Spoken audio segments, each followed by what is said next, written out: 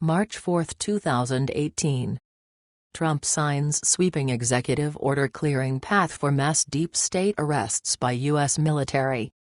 An interesting new report circulating in the Kremlin today, prepared by the Federal Service for Military Technical Cooperation (FSVTS), states that within a few hours of its being revealed that the American shadow government deep state had established its own shadow National Security Council, it was quickly retaliated against by President Donald Trump with his 1 March signing of a sweeping executive order making the most significant changes to the Uniform Code of Military Justice (UCMJ) since the Military Justice Act of 1983, and whose most significant change authorizes, for the first time in history, experienced civilians to take part in the U.S. military court-martial process, thus clearing a path for mass deep state arrests whose trials and sentencing would not impact the normal flow of the U.S. military justice system.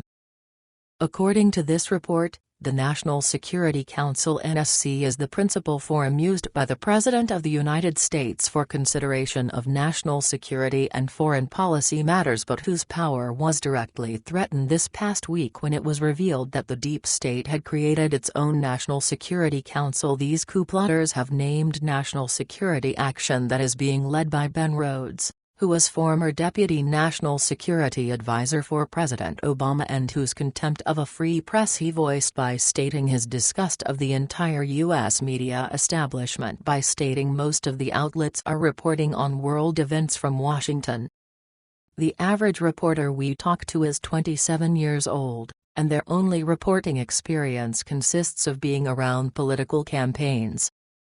That's a sea change. They literally know nothing. With his brother David Rhodes being the president of CBS News, this report continues, Ben Rhodes is protected by the deep state's mainstream propaganda media sycophants who are failing to tell the American people that these coup plotters are attempting to establish their own British-style shadow cabinet to usurp President Trump's power, and of which it is warned. Rhodes has herded a whole slew of top Obama-era national security officials, including former National Security Advisor Susan Rice, former National Security Advisor Tom Donilon, former United Nations Ambassador Samantha Power, and socialist former Defense Department official Rosa Brooks, into his little shadow operation, as if these people somehow had a divine right to control national security and President Trump's current officials are somehow illegitimate. Shadow cabinets are hardly an American tradition, they are British, but Rhodes, possibly in consultation with a guy like Marxist U.K. Labour Party leader Jeremy Corbyn, probably learned the use of them as a counter-cabinet in the wings in the event of a fall of the existing government, which happens a lot in parliamentary systems. Kept in reserve to use against these deep state coup plotters, this report details, President Trump had at his disposal to use a new U.S. law called the Military Justice Act of 2016, which authorized the most significant changes to the Uniform Code of Military Justice since the Military Justice Act of 1983 that President Obama never enacted into law, nor did President Trump, who missed the December 23, 2017 signing deadline for this new law's enactment.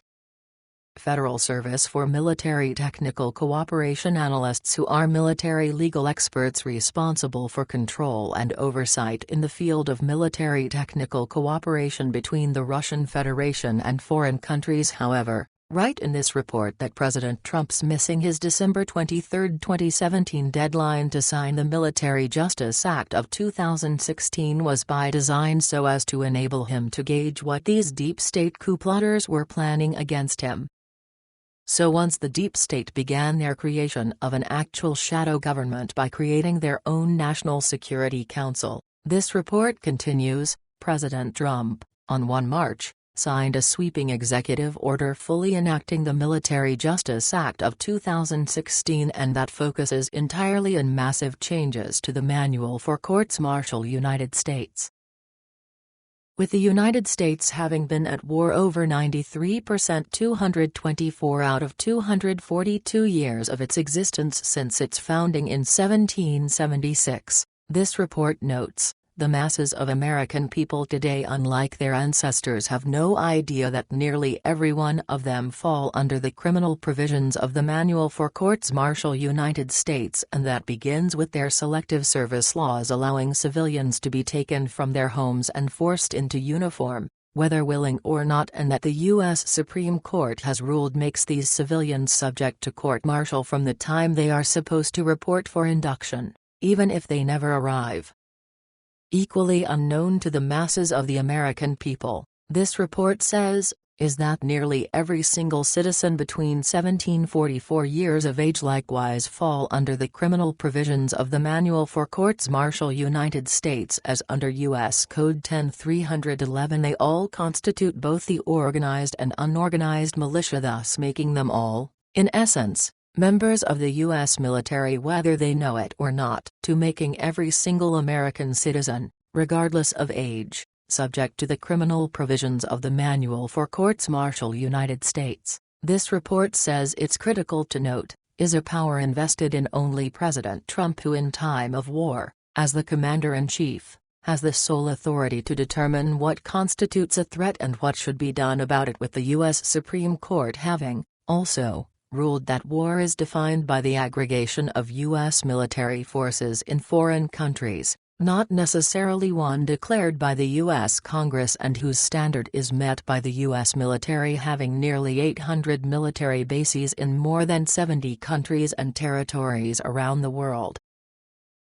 As to how President Trump will wield his unlimited war powers against these deep state coup plotters, this report continues. His just-signed sweeping executive order details in full, with its main emphasis being on authorizing the use of civilian employees experienced in the prosecution or defense of complex criminal cases to provide assistance to, and consult with, less experienced judge advocates throughout the entire Manual for Courts-Martial United States process, thereby allowing the U.S. military services to outsource a core competency of the judge-advocate communities, and whose only explanation for being needed would be the sudden and rapid rise dissident American citizens entering into the courts-martial process in the thousands, if not tens of thousands.